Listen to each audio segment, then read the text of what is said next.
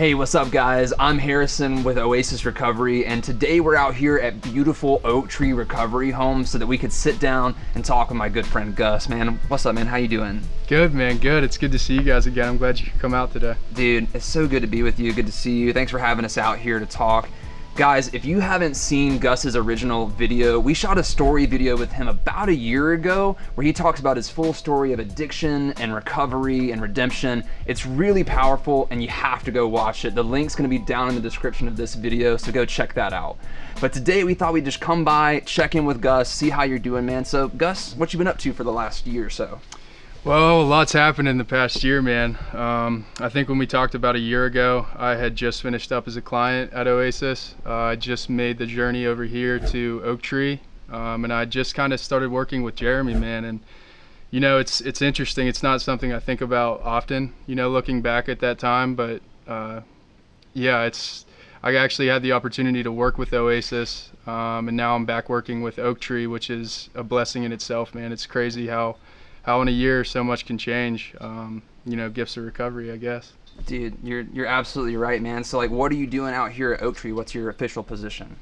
So the official position that I have at Oak Tree is house manager, and the duties that position entails is a direct source of operations here. I'm supposed to serve as a role model for the guys. I set an example.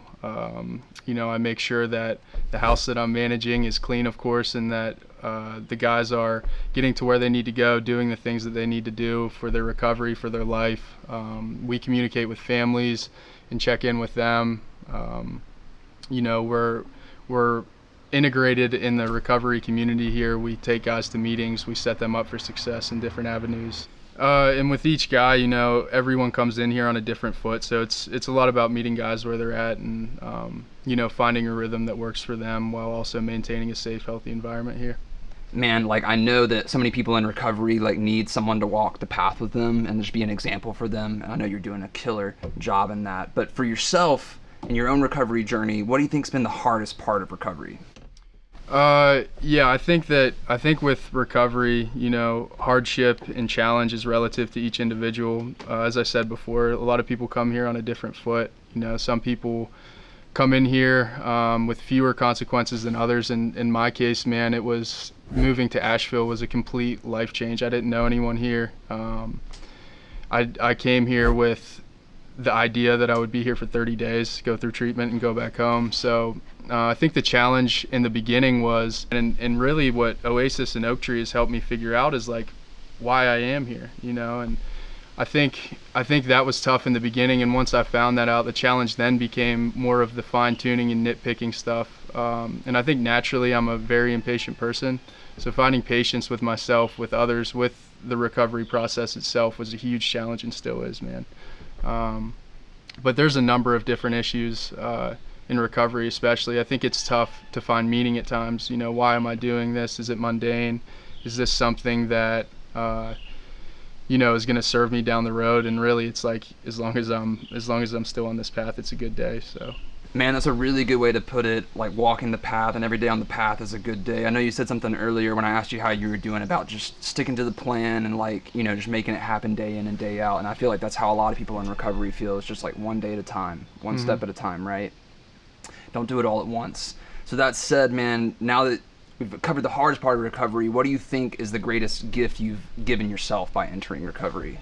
Yeah, I think the greatest gift that I've given myself by entering recovery is the ability again to be a son, a brother, an uncle, a friend, a young man, just a regular person on this earth that's not, you know, sucking energy from people and taking. I think it's a subtlety for sure, and it takes some time to get back to that point where, you know, I'm making phone calls to family members or to friends, and it's not asking for anything. It's not you know, struggle and pain that they hear in my voice now. It's almost a different person entirely, which is super rewarding for me to be able to do that, you know. And something my dad actually said to me since I've been in recovery is, you answer your phone now.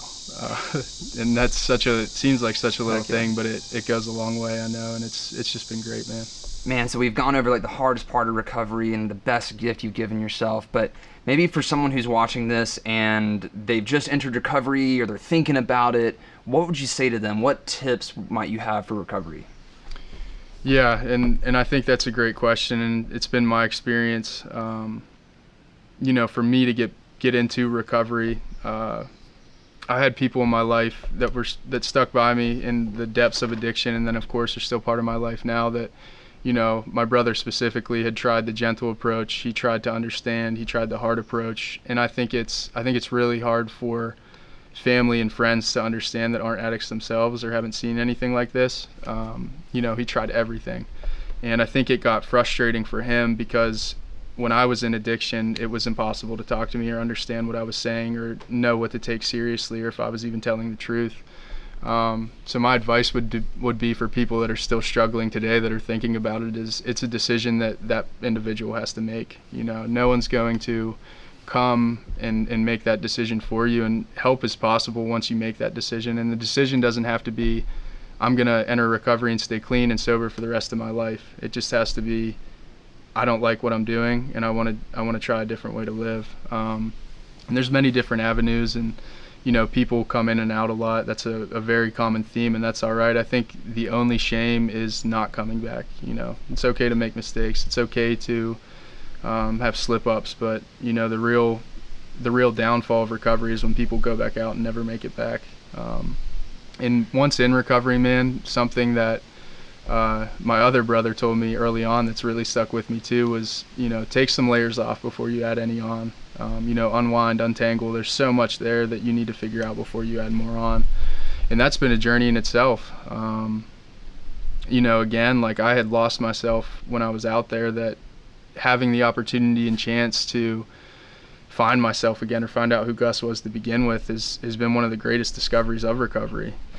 Man, I really appreciate you having us out here, and it's been so cool to watch you over the last year that I've known you, or so, change careers and progress and move through recovery. You're such an inspiring guy, and you've given some incredible answers today. So again, thank you so much for having us out here, and best of luck to everything with you, man. Yeah, thanks for coming out today. I'm glad you guys were able to come out. For sure.